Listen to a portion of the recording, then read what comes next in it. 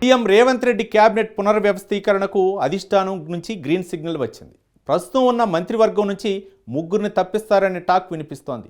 ఖమ్మం జిల్లాకు చెందిన కీలకమైన మంత్రి పనితీరు పట్ల రేవంత్ అసంతృప్తితో ఉన్నారట. ఆయనకు ఈసారి ఉద్వాసన ఖాయమనే టాక్ వినిపిస్తోంది. ఇంతకు ఎవరా మంత్రి, ఎందుకు ఆయనపై వేటు పడనుంది?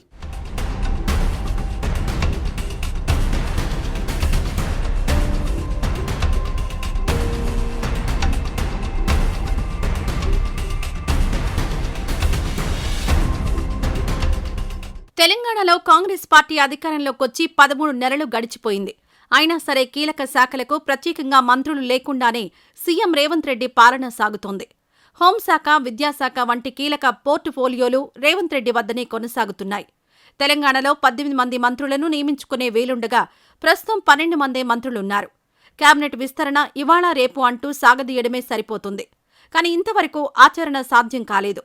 అయితే తాజాగా రేవంత్ రెడ్డి కేబినెట్ విస్తరణకు అధిష్టానం గ్రీన్ సిగ్నల్ ఇచ్చినట్టు తెలిసింది.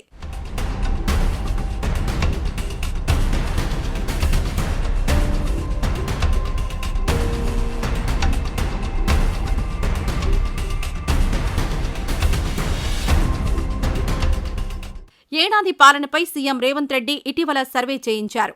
ఈ సర్వేలో 10 మంది ఎమ్మెల్యేలు, 3 మంత్రులపై వ్యతిరేకత ఉన్నట్లు గుర్తించారు. ఏఐసీసీ నూతన కార్యాలయం ప్రారంభోత్సవానికి ఢిల్లీ వెళ్లిన సీఎం ఈ నివేదికను అధిష్టానం దృష్టికి తీసుకువెళ్లారు. ఈ నివేదిక ఆధారంగా రాష్ట్ర కేబినెట్లో 3 మంత్రులకు ఉద్వాసన పలికేందుకు అధిష్టానం రేవంత్ రెడ్డికి అనుమతిచ్చినట్టు తెలిసింది. ఏడాది పాలనలో రేవంత్ సర్కారుపై ఎక్కువగా విమర్శలు, వివాదాలు రావడానికి ఆ 3 మంత్రులే కారణమని తెలుస్తోంది.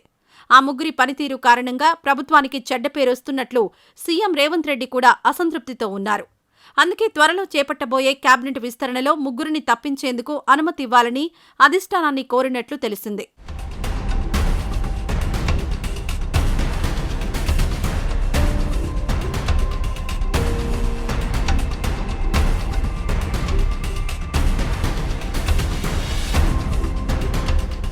కేబినెట్ నుంచి తప్పించాలనుకుంటున్న 3 మంత్రులకు ఇప్పటివరకు తమ శాఖలపై పట్టు సాధించలేదని తెలుస్తోంది.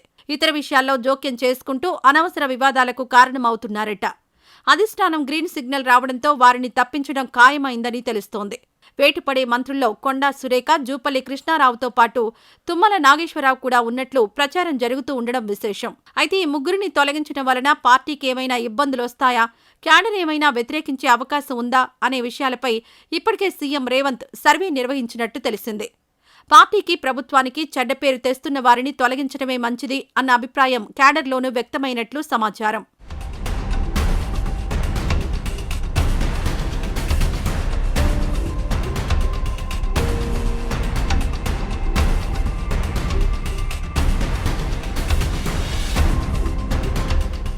ఖమ్మం జిల్లా నుంచి సీనియర్ నేత హోదాలో మంత్రి పదవి దక్కించుకున్న నేత తుమ్మల నాగేశ్వరరావు.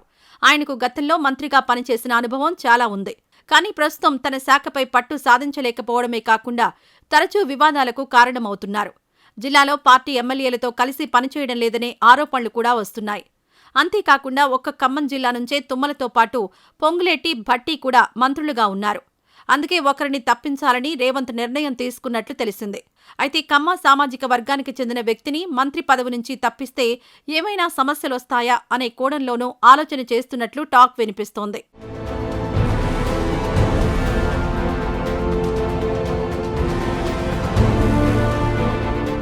కొండా సురేఖను మంత్రివర్గం నుంచి తప్పిస్తారని మొదటి నుంచి ప్రచారం జరుగుతోంది.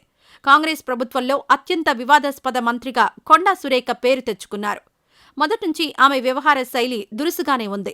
ఇక విపక్ష నేతలపై ఆమె చేస్తున్న విమర్శలు, సినీ నటుడు నాగార్జున కుటుంబంపై చేసిన విమర్శలు, కేటీఆర్పై చేసిన విమర్శలు తీవ్ర దుమారం రేపాయి.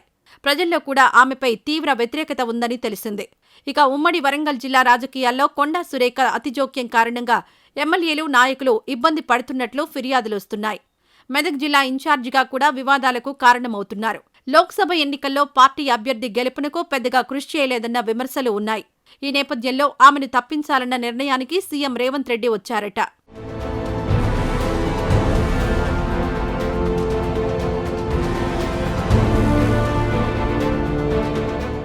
అసెంబ్లీ ఎన్నికలకు ముందు పొంగులేటి శ్రీనివాసరెడ్డితో కలిసి కాంగ్రెస్లో చేరిన మరో సీనియర్ నేత జూపల్లి కృష్ణారావు. సీనియర్ ఎమ్మెల్యే హోదాలో ఆయనకు మంత్రి పదవి దక్కింది. కానీ ఆయన ఆశించిన మేరకు పనిచేయడం లేదన్న టాక్ వినిపిస్తోంది. ఏడాదిగా తన శాఖపై పట్టు సాధించలేకపోయారన్న విమర్శలు ఉన్నాయి. ఉమ్మడి మహబూబ్నగర్ జిల్లాలోని ఎమ్మెల్యేలతో కూడా జూపల్లి సమన్వయం చేసుకోలేకపోతున్నారట.